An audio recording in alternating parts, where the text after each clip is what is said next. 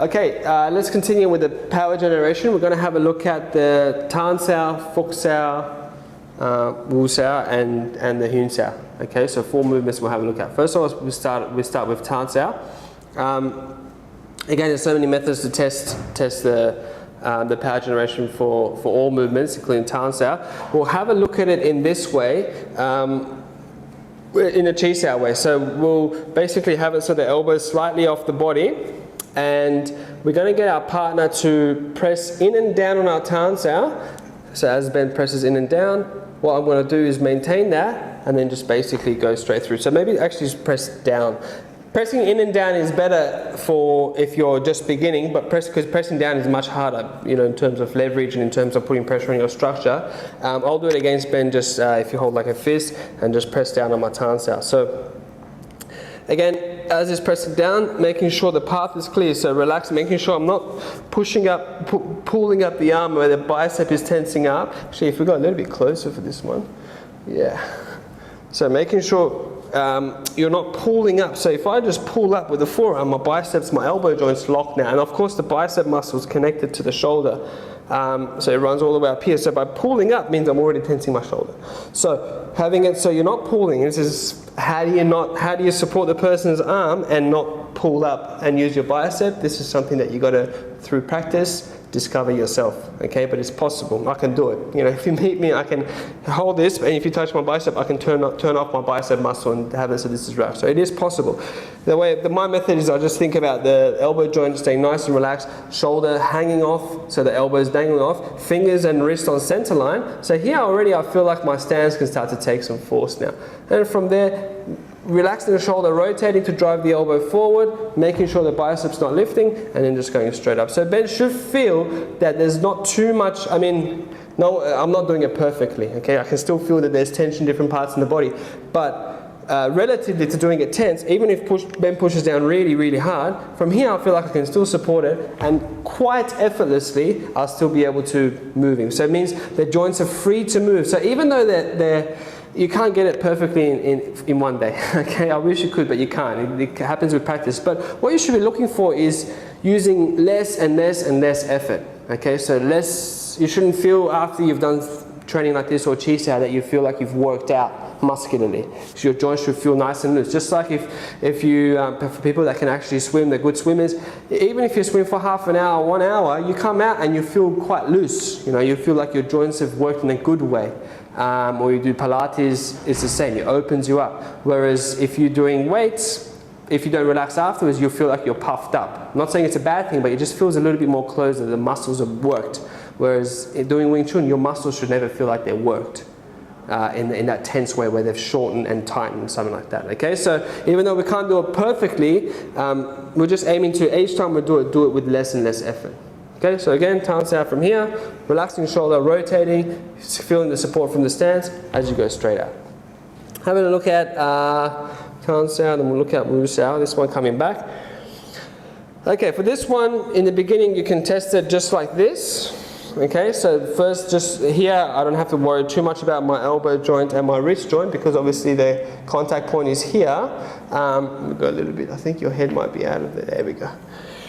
Okay, so here I'm thinking about shoulder hanging down to the elbow, drop the elbow down by rotating the shoulder. So I'm going to rotate my shoulder to drop the elbow. Don't think about back. If I pull back, that might bring my shoulder forward, right? Think about keeping all of this relaxed down and drop the elbow down. So as I drop the elbow down, it feels like my stance is supporting my movement. So you can first practice it like that. Then once you get used to that, doing it from here. So as Ben's pulling here, now it requires me, because I can still feel that he's holding at the wrist, so even my hand needs to be active. So here I need to use 3 joints. Shoulder hangs down to the elbow, elbow drops down. That's one vector of force. Second direction is this one. If you imagine a joint here, if you imagine a marble here, think about this marble turning to bring this back in a straight line. So as that drops down, this marble turns to bring that in a straight line, and at the same time the wrist is active, the wrist is slightly coming back like this as well. So you got 1, 2, 3. Very important point is this coming back in a straight line. So we don't want to have it so you're just pulling from here. The wrist coming back straight back to the spine, that's what gives it that multi-directional force, because one's going down, one's going back. Imagine if, the way I can explain it is, imagine if I tie a rope to the dummy and I'll pull, I'll just hang off the dummy, I'll pull as hard as I can. So obviously the dummy is not going to move, right? So I'm pulling on it. So I'm already fighting one direction of force because I'm pulling back. So if Ben comes and say the rope is hanging and helps the dummy, pulls on the rope, he stands in front of the dummy, pulls on the rope, then it's just like tug of war, right? Whoever's stronger with pulling wins. But if he just allows me to, so imagine this is the rope, and Ben's pulling the rope, imagine I'm the dummy, imagine my stance is not going to move. So as it's pulling that way, if I don't fight back, if he comes with one finger and pulls down on the rope, because there's already a one direction of force that he's fighting against, right? Because he's not moving me back, he can't move me as he pulls harder, he can't move my stance. So he's already fighting that way. I'll add a second direction. As long as this is coming back in a straight line, that's dropping down, there's two directions, it's very hard for him to stop. Okay, so this is the sort of multi-directional theory of Wing Chun. It only works if you can relax enough so you can use the joints individually to have it. The joints are moving at the same time, so this and this, they move at the same time, but they're doing individual things. If you pull just at the contact point, it's just the equivalent that I'm pulling back one direction now. My arm is coming this way, his arm is going that way. Even if I do it in an intense way, if I drop my elbow and do that, I'm still fighting, it's still one direction. If he lets go, my arm's going to come here, right? If you let go, it's coming here. I'm still pulling one direction. Whereas here, I can still say, you can test it like this.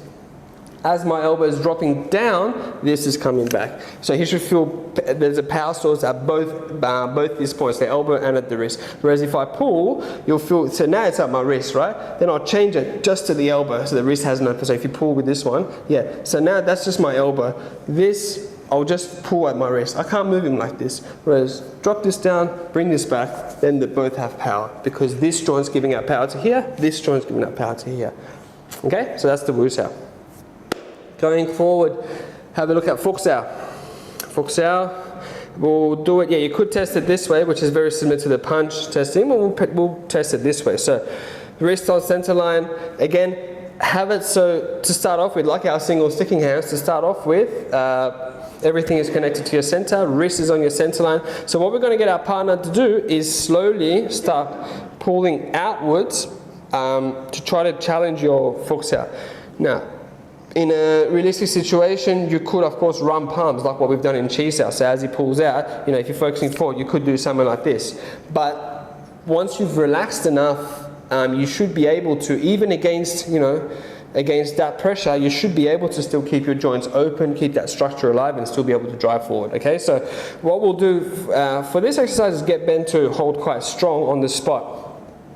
So shoulders relaxing down to the elbow, using that elbow force again, meaning all of this is dropped down, hanging down to the elbow. Wrist is on center line. So I'll do it step by step. Shoulder relaxes, rotates the elbow into the center. So as the elbow comes into the center, keep that and then add the elbow joint, so from here. So keep this going, then you add that one on top to come, okay? So from here, elbow comes in, adding that one. Of course, realistically, they're moving together, so you're just extending out like this.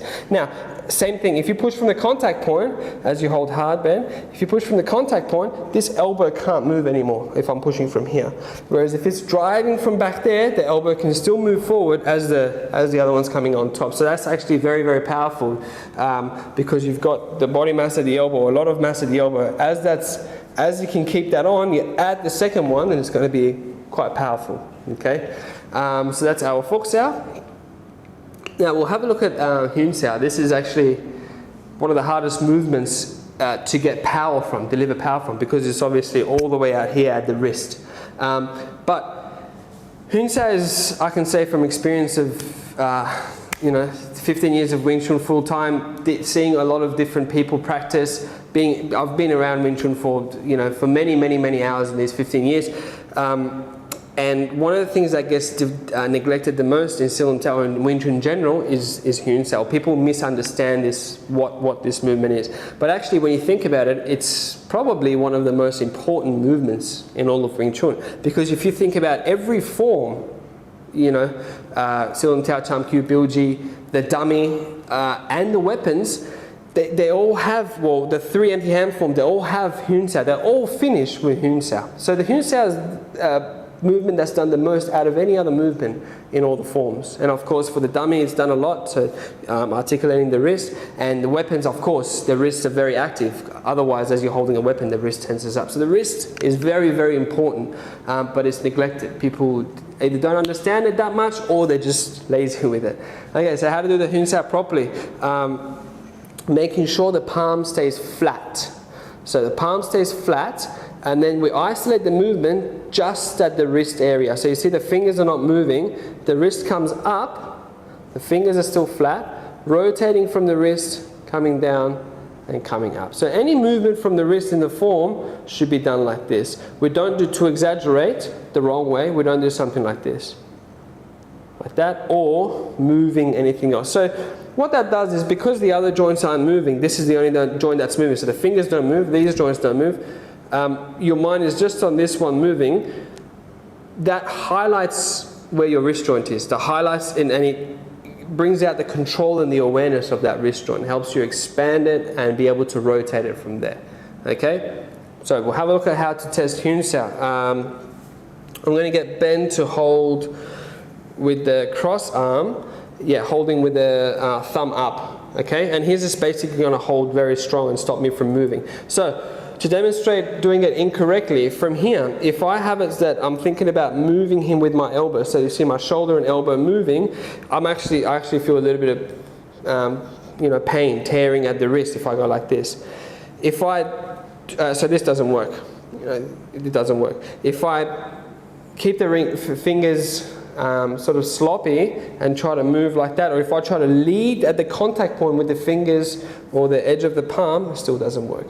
If I honestly hold the same, if I don't move these, keep everything relaxed, keep the fingers and the palm straight and flat, and just think about there's a point inside here. The thinner the point, the better. So in the beginning, you can think about a marble, then you can make it a small, what Sigong uses, what our teacher uses, is a pea. It's a green pea. Think about a green pea. The reason he said he uses that is because it's a very light object, whereas a marble is very solid and you might use tension.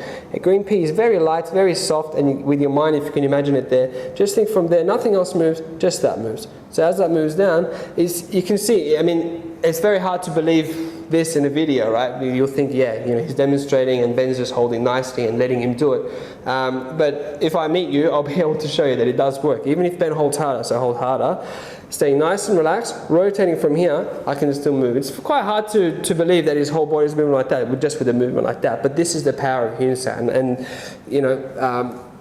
my teacher can do it 10 times better than what I can do. And he's what, 80, 81 now? So he's much older, his joints are much weaker, but he can do it much more powerful. So obviously I haven't expanded it as much as him, but still having some relaxation and control there already has it so there's this much power. So I'm talking a lot with this one, but to bring that into punching or giving out force with palm strike, or have a look at punching. A lot of people say, actually Bruce Lee used to say before as well, that I've read in these things, he used to say that you keep everything relaxed and just on impact you tighten the wrist to make sure it doesn't break. Okay, so that to me, if there's any tension in anywhere in the body, that's a blockage to me. So force can't travel past that point because it's locked. So it can't go out, it can't come in. That joint is locked. Yes, with tension you can hold something, brace something and protect it in that way. But with this method, so with tension, if I try to do that, I can't do it.